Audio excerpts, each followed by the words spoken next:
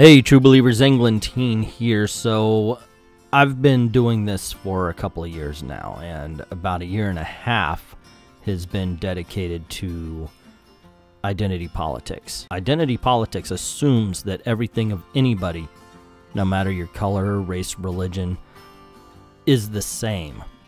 If they look like you, they must think like you, and if they don't, they aren't really a part of whatever demographic you're trying to push at the time. This is what sparked it all. Not so much the Captain America and the Ms. Marvel, it's Mockingbird wearing the Ask Me About My Feminist Agenda. And I honestly, for a while, did not know exactly how to voice this. Why was I so against this? What is it that makes it so much a crime?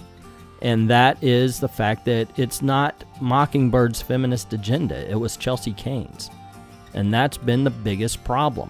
We've had characters changed just so the writers can put their voice into the characters instead of finding the voice of the characters. And that's been the biggest problem. We're not hearing Thor. This isn't Thor's words. This is an agenda of a writer who wants to put their own voice in. And that's why it's so jarring. That's why it just doesn't make sense. Now, sometimes things turn out okay. This is Riri Williams. Probably one of the worst written characters in a long time. An undeserved promotion to Iron Man. When Iron Man is going strong in the Marvel movies, maybe people want to come in and watch, read about Tony Stark.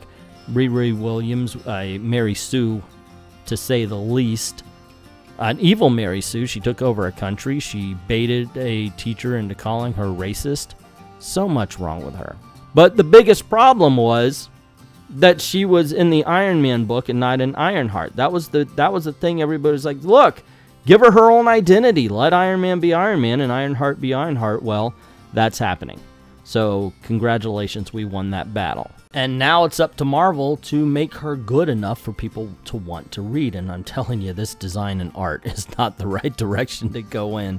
I'm sorry, that is a bad looking thing. But anyway, voices continue to be put into the characters. And I gotta admit, as much as I love the story, as much as I love this story that I'm about to talk about, as much as I was moved by it, this, by Denny O'Neil, is one of the worst examples of putting your own voice into a character.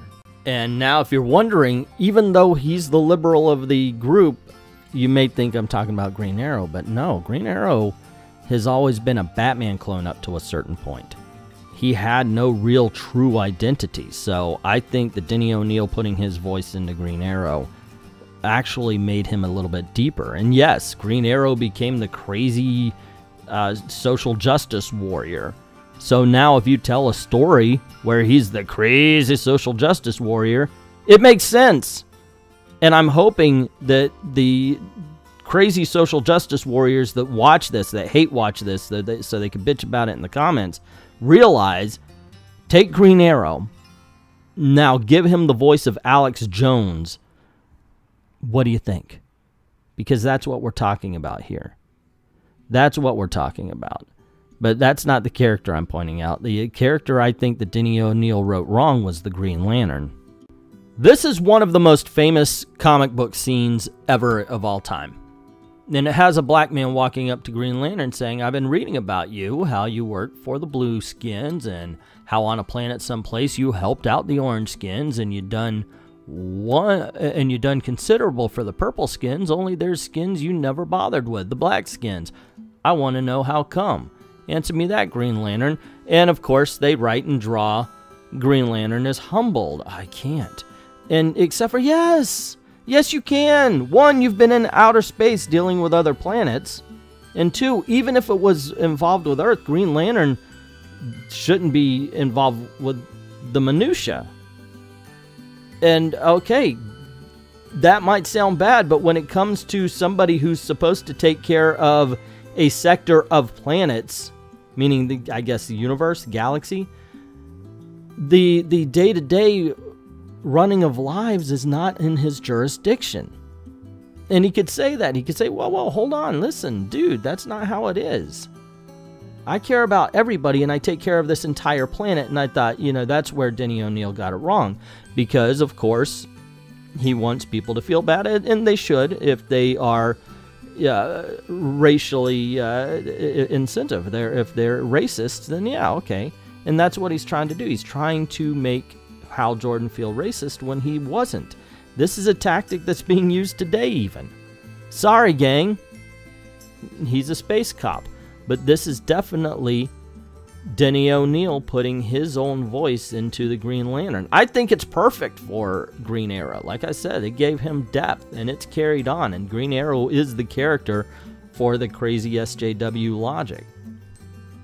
And look, I think Green Lantern Green Arrow number 76 is required reading for comic book fans. It really is a good book, but you actually can see the crazy SJW logic at play. Here, Green Arrow chastises Green Lantern. You go off into space. You're not even a man. You don't do what I do. You don't do what I do. Therefore, you are not the right kind of hero.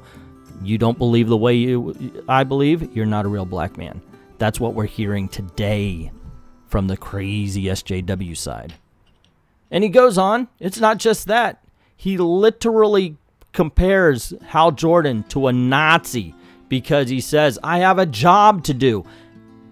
He's a Green Lantern. It's not just Earth. He takes care of planets, but because he's not doing it the way Green Arrow wants to do, because he's not doing things the way Green Arrow believes they should be done. Green Arrow, what does he do? Compares him to Hitler. This isn't new, ladies and gentlemen. But here's the thing. They use the crazy SJW character to say it. This is not out of character for Green Arrow to say this. It's not out of character for Green Arrow to accuse somebody of being a Nazi because they're not the right kind of hero. We hear it all the time. Oh, you're a gay guy, but you don't believe, you don't follow what the social justice warriors believe, then you're not a real gay guy. We hear it all the time. We hear it all the time. And it's right here in one of the most powerful and most beloved comic books of all time. Once again, it's still a good book because they gave it to the right character. And now you switch it and you have Green Arrow or Green Lantern saying this to Green Arrow. It doesn't make sense. The social justice warrior is always going to be hateful because they're going to put rules on your race. They're going to put rules on your religion. They're going to put rules on your behavior. And to me, that is the most evil thing they can do.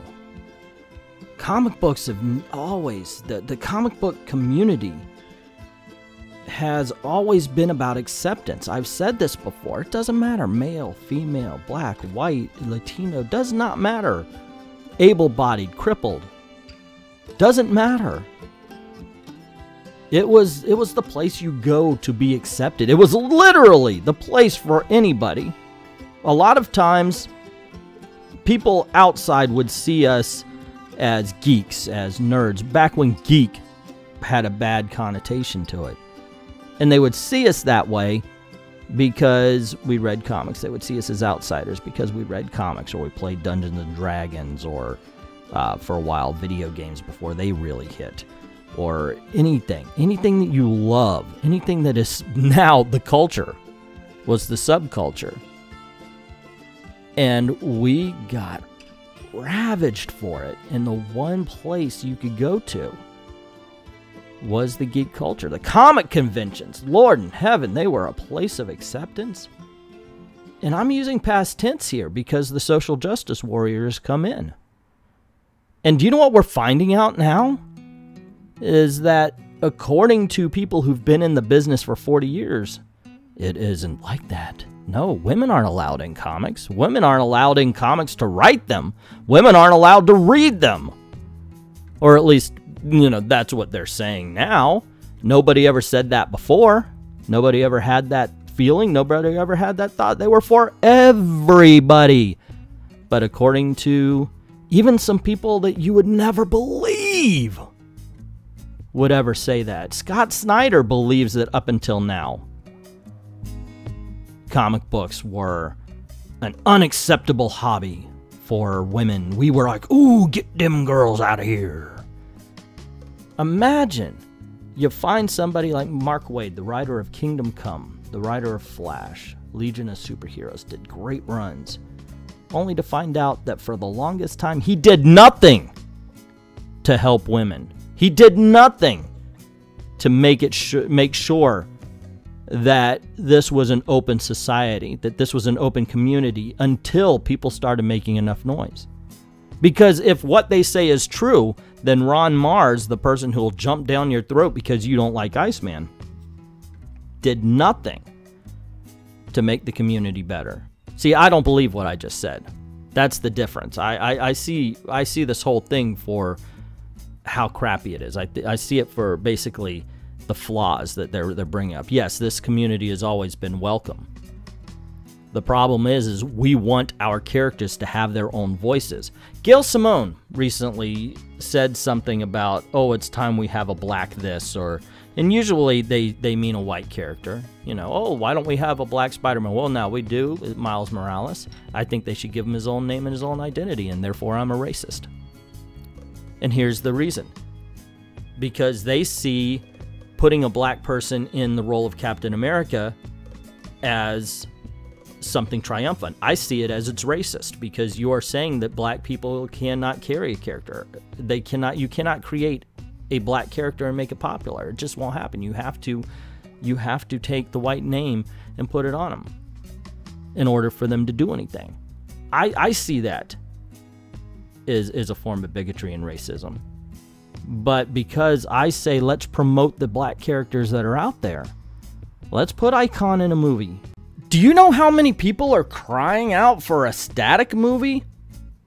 But that's racist, because you said no, there are characters of color, as people are ignorantly saying these days. And instead of promoting characters that already exist, we have to race swap.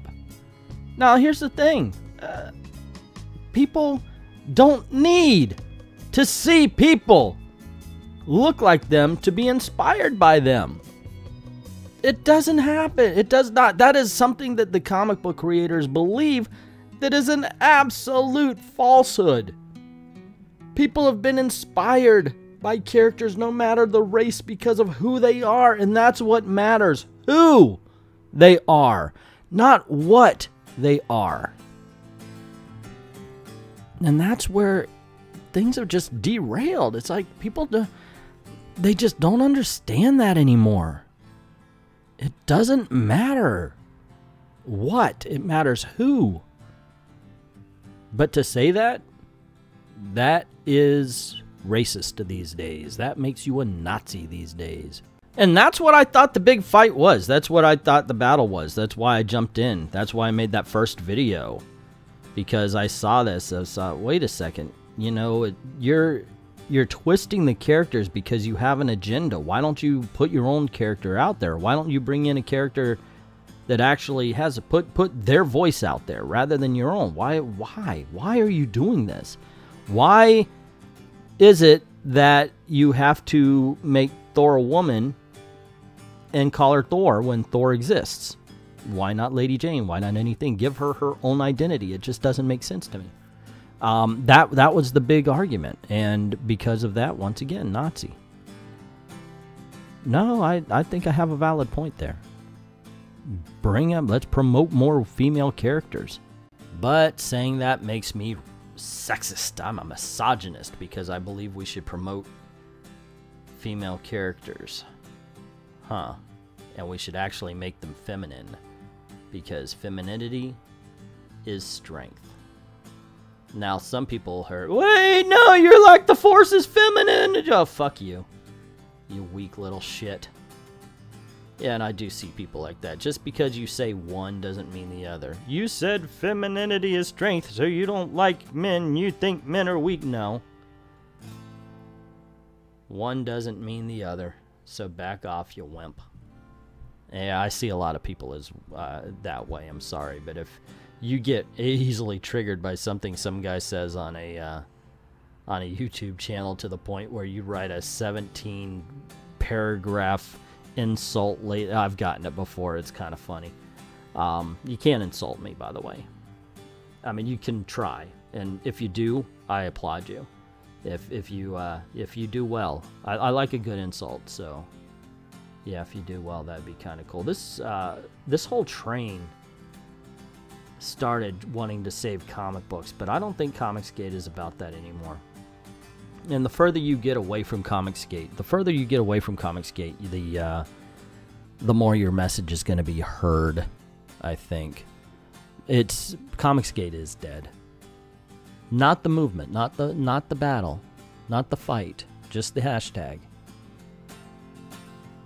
Unfortunately, and I said this last year when DNC was on the rise, if it becomes about if it becomes about DNC, then we're done. If it becomes about becomes about Ethan Van Sciver, we're done, because it's like when they call people outright.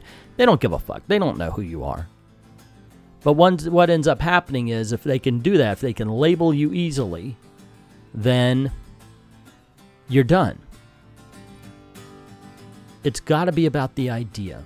It always has to be about the idea, and I think that's one of the biggest problems, is that somewhere along the line it stopped being about the idea and started being about the group, and the group is easily brushed off. The community, unfortunately, to them, it's easily brushed off. And remember, they are a hateful bunch. They don't care if you're black. They don't care if you're Hispanic, if you're gay, if you're whatever. You are a Nazi because you don't like their identity politics. But they don't see it that way. Somebody told somebody who heard something of somebody, and then they saw the extremists. There are extremists in this group who will go over there and they will say the most vile shit. And because one did it, or two did it, all did it. Because DNC said man about the wig, man in a party wig, excuse me, everybody's a transphobic, which doesn't make sense, because in order for that to happen, they would have to believe that every transgendered person was the same. I'm sorry, but insulting one is not all. And that's why I think that they're bigots. And they're bigots just to blanket cover everybody with the same hatred. I mean, if I say something and you're offended, by all means, be mad at me. Don't tell everybody else who follows me or who watches me and call them a bigot, or call them a racist or a sexist or a homophobe. It's me. And that's where I just can't go in. But yeah, that's also why I believe that truly Comicsgate is a dead hashtag. Got to keep fighting the fight, but I'm pretty sure that the best way to fight the fight is either under a new banner or no banner at all. And no banner at all, I think, would be better. If they can't label you, that's the best way. Unfortunately, anybody who speaks the way that we do, who tells them that identity politics is bad, is going to get labeled Comicsgate from now on. They are that kind of bigot. They are that kind of hateful person. And we have to stand up. We have to tell them. We have to show them why they're wrong. At this point, I guess I'm just kind of spinning wheels here.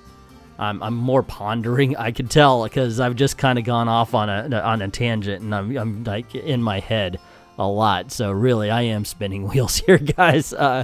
Thank you very much. I know some of you have turned it off by now. Anyway, I know I pissed off everybody on this one. By that I mean people on their side, people on our side, the whole 9 yards. So give it to me. I'm not afraid of bad comments, and I stand by what I said. So let me know what you think in the comments below, good or bad. Tell me if you actually think Comicsgate is about the comic books anymore, or if it's about the Indiegogo's and the Twitter drama and such like that. And once again, if you have a Twitter drama channel, by all means, it's not an insult. Don't take it as an insult. And if you take it as an insult, ask yourself why you find it's insulting. Because if you find it insulting, then maybe you're uncomfortable with it. Maybe that's something you need to change, but that's up to you. If you have a Twitter drama channel, and you thinking it's an insult, but and you can't figure out why, embrace it. That's what you do. Anyway, let me know what you think in the comments below. Also, if you like this video, you want to see more, click like, share, subscribe, and don't forget to hit that notification bell. Cool things happen in these parts, like I ended up pissing off everybody with one video. This is the way I'm trying to make a living, obviously. I've said this so many times. I'm actually very sincere about the way I pitch or shill my Patreon. So if you don't mind helping out, go on over to Patreon, drop $1 in the till. Helps keep the lights on, helps keep making videos for you. I'd like to thank everybody who's already done that, and to everyone, all of the true believers, thank you very, very much for watching.